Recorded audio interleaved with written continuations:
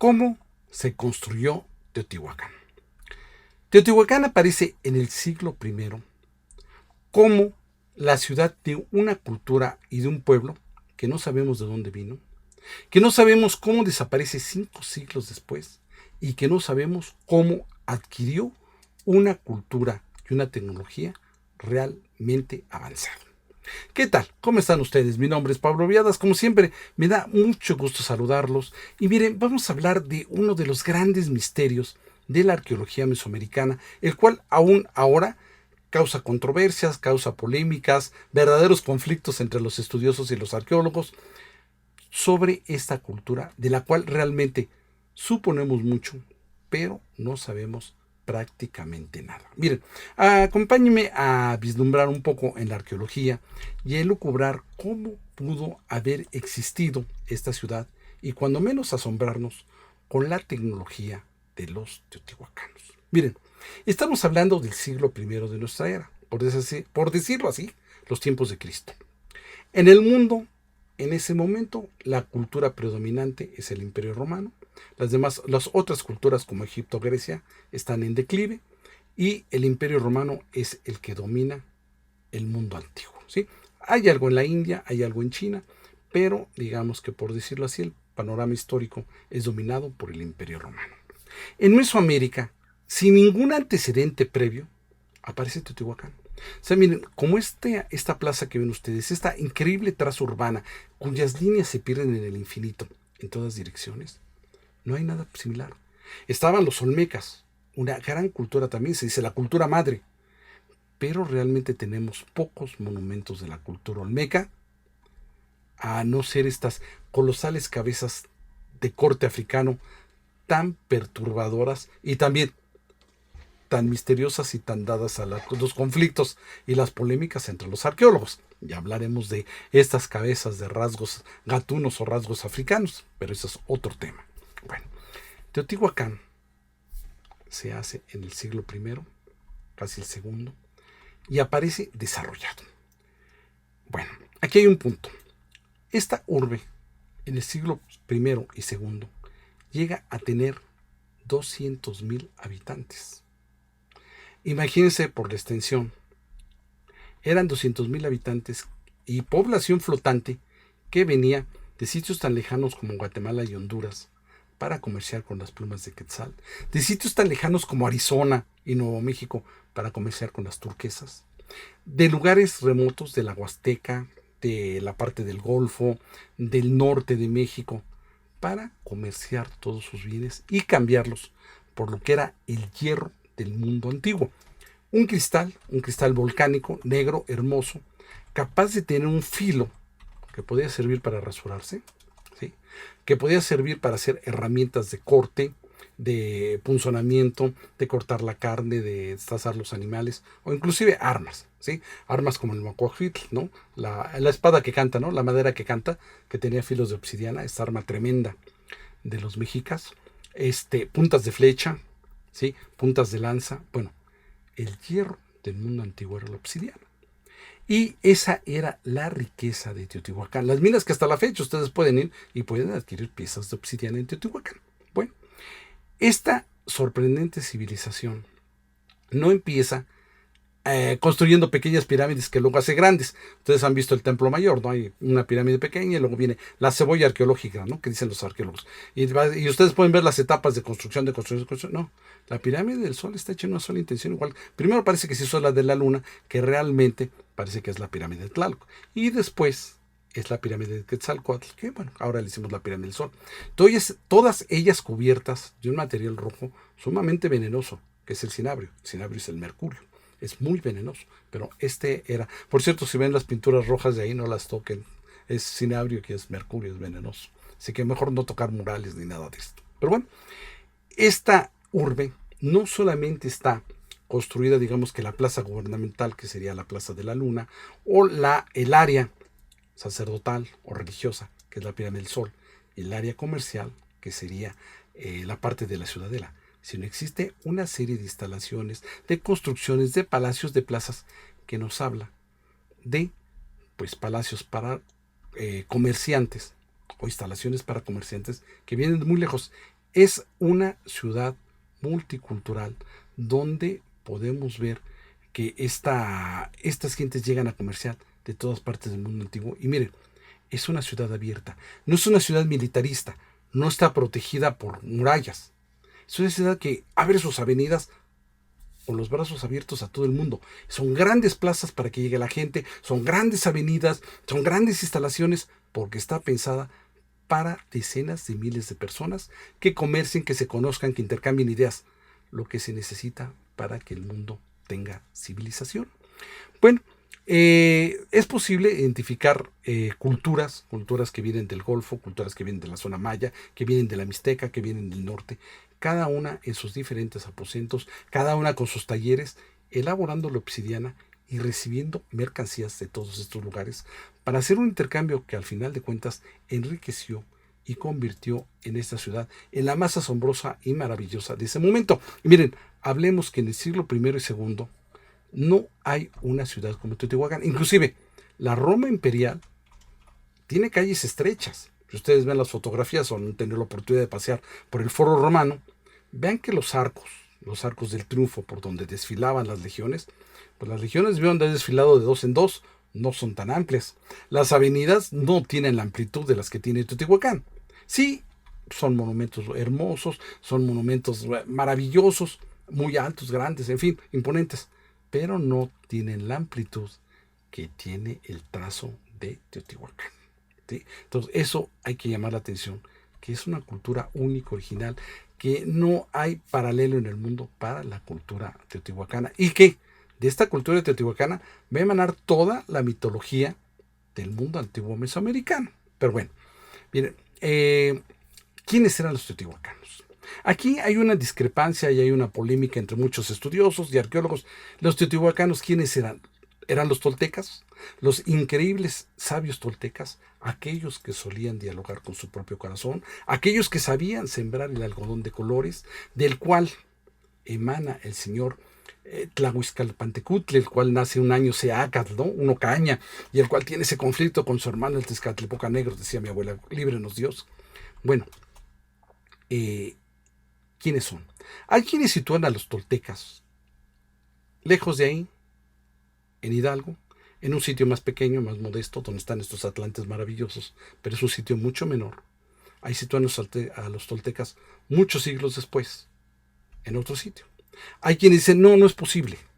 Esos son otros toltecas, son herederos de los toltecas, toman el nombre de los toltecas, pero en realidad el escenario donde Quetzalcóatl, ¿sí? Seacatl Quetzalcóatl, nuestro señor Tlahuizcalpantecutli, combate contra su hermano, el Tezcatlipoca Negro, que tenía un espejo humeante donde podía ver los 400 caminos del futuro. Bueno, el escenario de ese combate es aquí, donde también se dice que es Tlillán-Tlapayán, el quemadero, donde finalmente, bueno, esa es otra historia, son las leyendas, son maravillosas esas leyendas, pero bueno, entonces no se ponen de acuerdo si estos son los toltecas. Pero bueno, si fueran los toltecas, esta ciudad se llamaría Tlillán, o Tlillán-Tlapayán, o Tolán. Bueno, ¿qué es Tolán? Tolán en la lengua náhuatl, es el lugar de los tules. Tolán, el lugar de los tules. Y cuando los mexicas vienen en su peregrinación desde Checomostoc, pasan cerca de estas ruinas y se refieren a ellas como Tolán. Antes de que pongan el nombre de Teotihuacán, etcétera, etcétera, en la tira de la peregrinación se refieren a este sitio como Tolán. Tolán, el lugar de los tules. Bueno, los mayas también se refieren a Teotihuacán como Pu.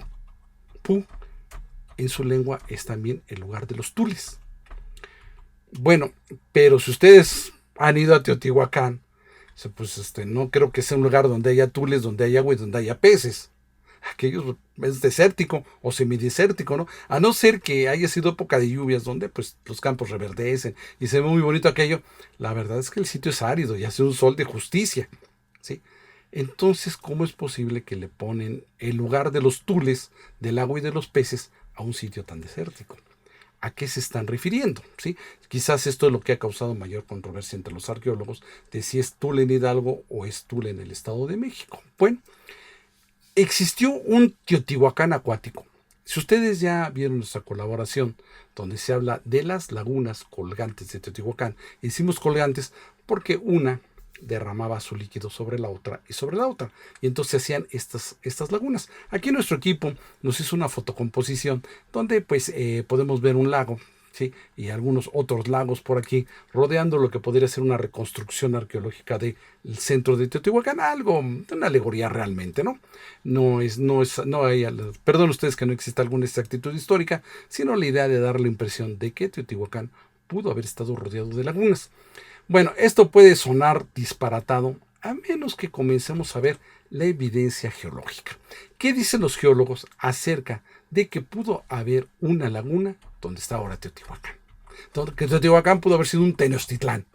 Bueno, vamos a ver, miren, aquí tenemos que en el periodo formativo los niveles del lago de México, invadían lo que es el Valle de Teotihuacán. Este es el Valle de Teotihuacán, esto que vemos aquí. Esto que está aquí es precisamente la zona arqueológica.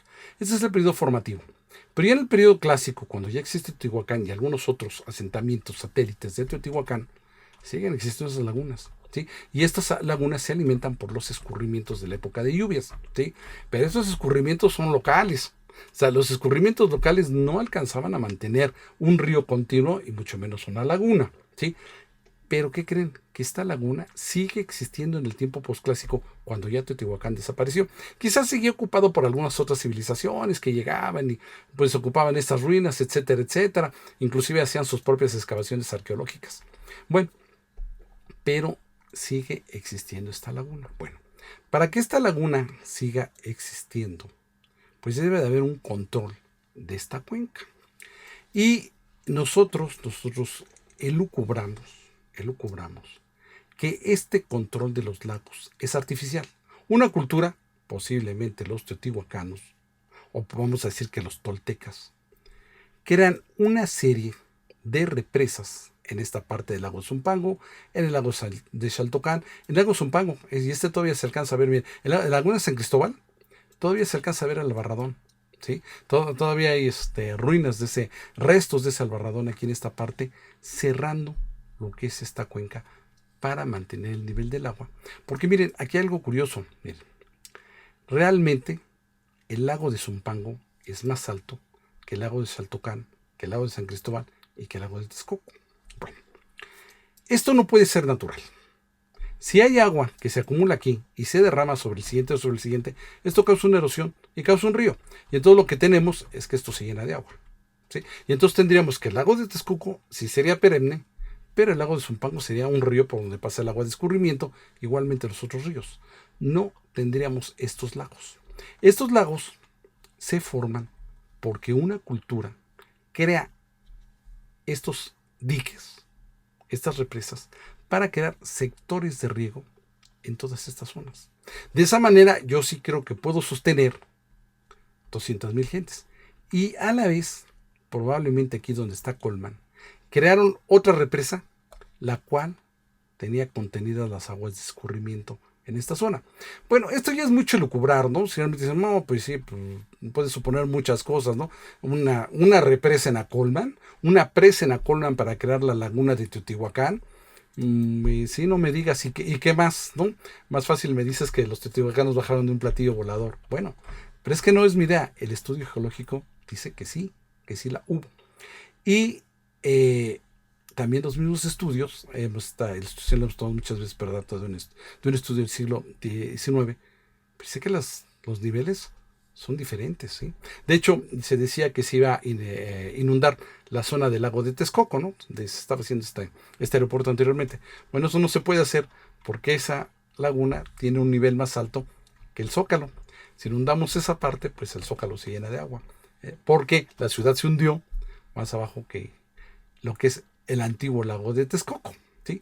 Entonces ahí es el problema, ¿no?, que tenemos ahorita con la Ciudad de México. Pero bueno, aquí primero tendríamos que mostrar, bueno, ¿sabes qué? Que sí, los teotihuacanos son unas pirámides, están muy bonitas las pirámides, pero de veras eran ingenieros hidráulicos. Miren, meterse a la ingeniería hidráulica es tener un conocimiento de los regímenes de lluvia, de la cantidad de agua que se junta en una lluvia, en una cuenca, saber medirla y tener una estadística, porque no se vale nada más la de un año, hay años que llueven más, años que llueven menos. ¿Cuánta agua se va a juntar en esta cuenca y cómo la vamos a detener o cómo la vamos a manejar. Si yo pongo un dique así nada más porque me parece una buena idea, puedo causar una inundación arriba y una sequía abajo.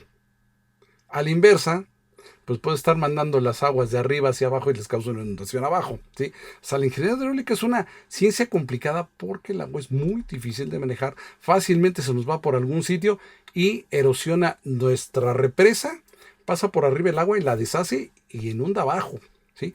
O sea, la ingeniería hidráulica, mis respetos, es tremendamente complicada. Se necesita una civilización realmente muy avanzada para dominar la hidráulica. Y miren, aquí tenemos la primera evidencia que los teotihuacanos sabían de hidráulica. El río San Juan es encauzado a través de la ciudad y pasado al otro lado. O sea, aquí ya tenemos la primera evidencia que los señores sabían de manejo de ríos. Otra más, los teotihuacanos tenían sistemas de drenaje y albañales. Bueno, en ese momento, el siglo I, la única otra civilización que sabe manejar cloacas y albañales son los romanos, la cloaca máxima, ¿no? Una de las grandes obras de ingeniería de la Roma antigua, la cloaca máxima. Y los sistemas de baños, etcétera, etcétera. Bueno, sabían de ingeniería hidráulica los romanos, pues los teotihuacanos también. Y nada que ver una cultura con la otra, porque como manejan la hidráulica los teotihuacanos a lo que manejan los romanos, son dos planetas diferentes.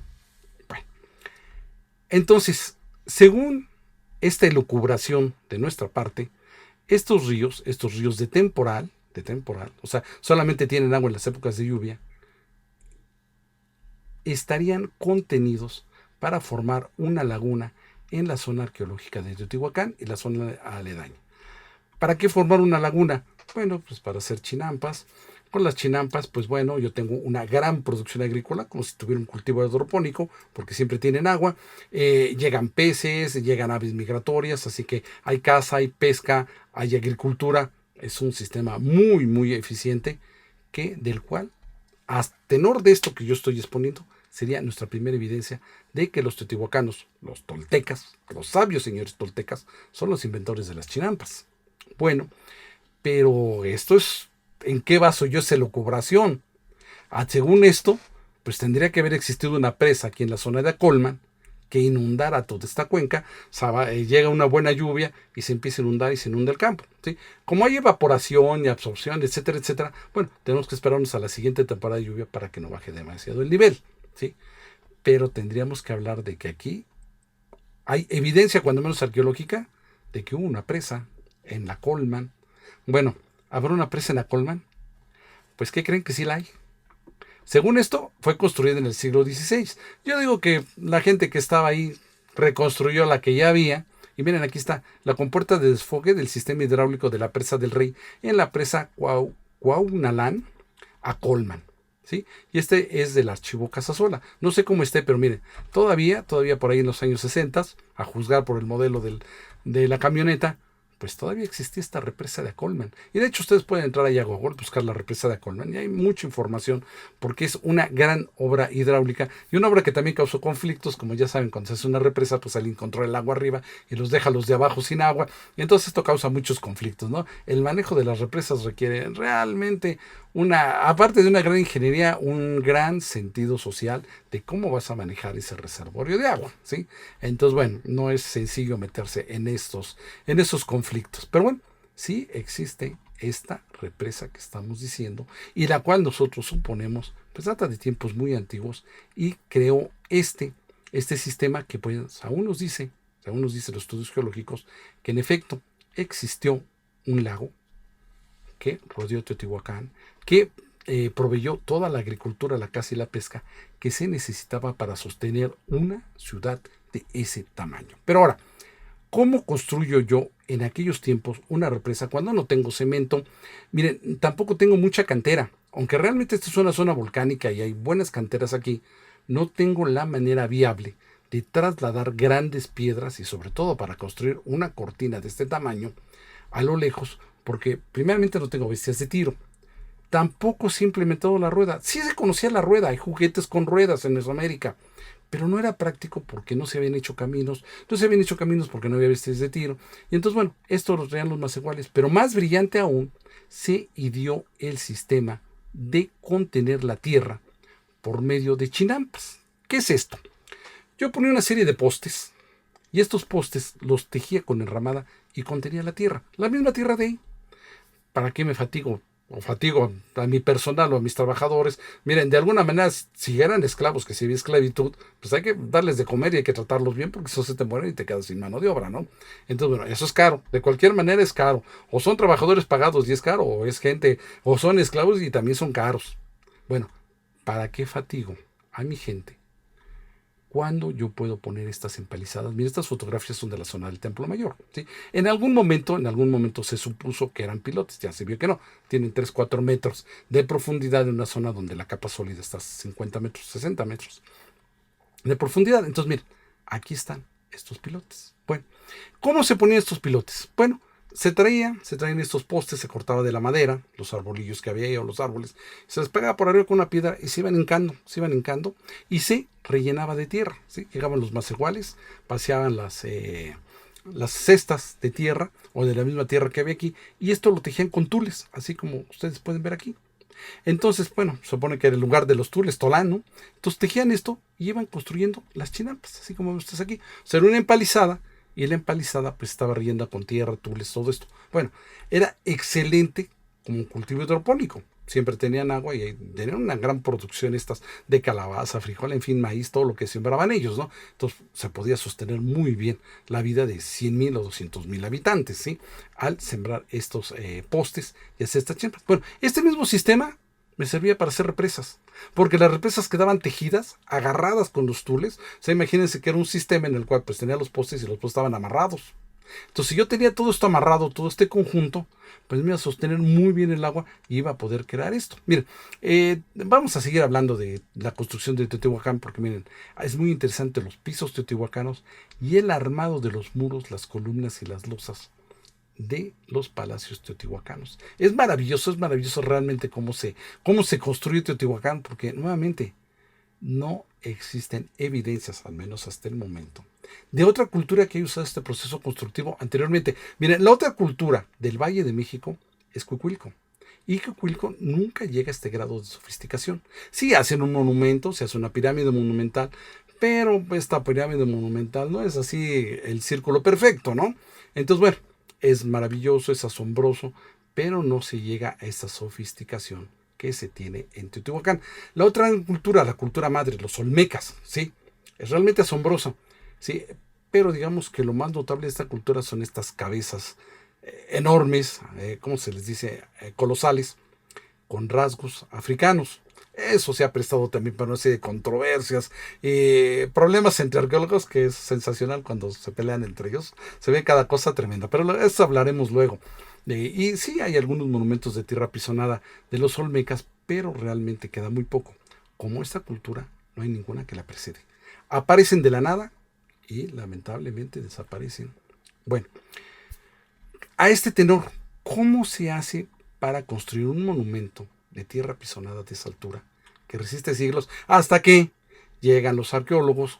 Y esto, pues lamentablemente, pero muy lamentablemente, imagínense, se va a celebrar las fiestas del centenario de la independencia y don Porfirio Díaz manda a sus mejores estudiosos a que reconstruyan Teotihuacán. Estos hombres piensan que debajo de esa primera etapa, como las otras pirámides que han estudiado, hay otra etapa que pueden rescatar y pueden mostrar Teotihuacán en su esplendor. Pues no, realmente la pirámide del Sol está hecha en un solo basamento y lo único que hacen es destrozarla.